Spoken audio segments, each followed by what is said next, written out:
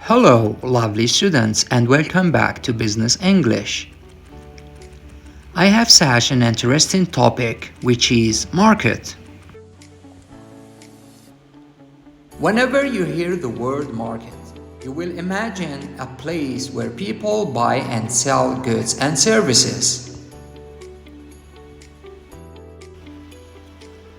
Like a bakery, ice cream shop, or fruits and vegetable shop. This is a very broad meaning of market. But since you are insiders, market has a very specific definition. It is any arrangement that enables buyers and sellers to get information and to do business with each other. For example, the oil market. Is it a place where oil is bought and sold? So, the oil market is a network of oil producers. Here I have a question. What are the world's biggest oil producers? So, the United States of America, the Saudi Arabia, Russia, Canada, Iraq, China, the United Arab Emirates, Iran, Brazil, and finally Kuwait. So these are the world's biggest oil producers in 2022. So the oil market is a network of oil producers, oil users like people and government, and finally oil brokers. Brokers are people or firms who arrange transactions between buyers and sellers for a commission.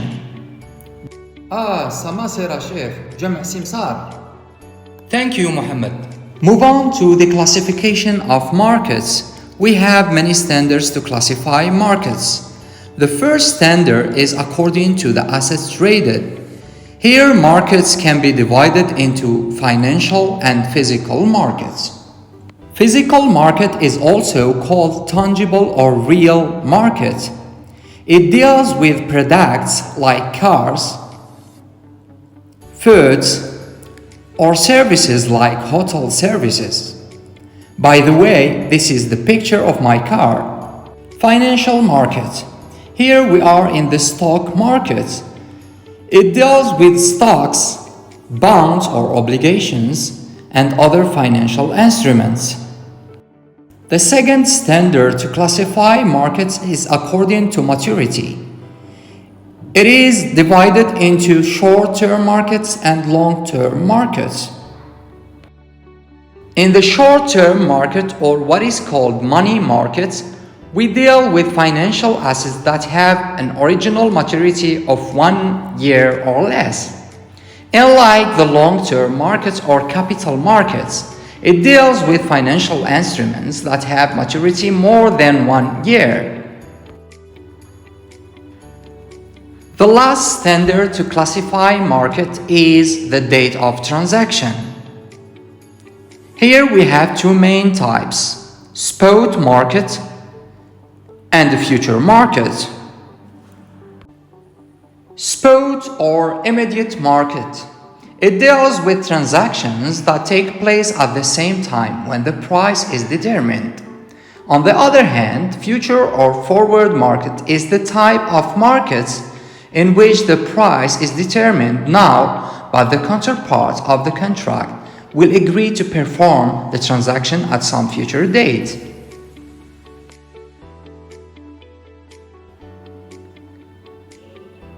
Now we move to the circular of flows in markets. Here we have two types of markets. Resources markets, where you find the main factors of production like land, labor, capital, and entrepreneurs. In returns, these factors have revenues in terms of rent for the land, profit and interest for bonds and stocks, wages for labor, and of course profit for enterprise. On the other hand, we have goods and services markets, where goods and services are bought and sold.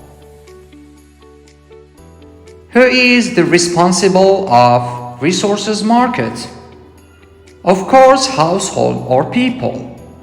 They have right to decide how much of their labor, land, capital, and entrepreneurship to sell or rent in resources markets. Who is the responsible of goods and services markets? Of course, firms or companies. They answer the questions of what, how, and for whom to produce. Let's summarize. In the ordinary speech, market is a place where people buy and sell goods and services. But in economics, market is any arrangement that enables buyers and sellers to get information and to do business with each other. According to the assets traded, market is divided into real and financial markets. According to the maturity, market is divided into money and capital markets. According to the date of transaction, market is divided into spot and future markets.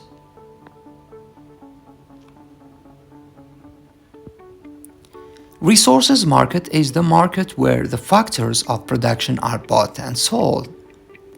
Goods and services market is the market where goods and services are bought and sold. Households decide how much of their labor, land, capital, and entrepreneurship to sell or rent in resources markets. Households decide how to spend their incomes on goods and services produced by firms. And finally, firms decide what, how, and for whom to produce. Thank you for your attention. See you next time.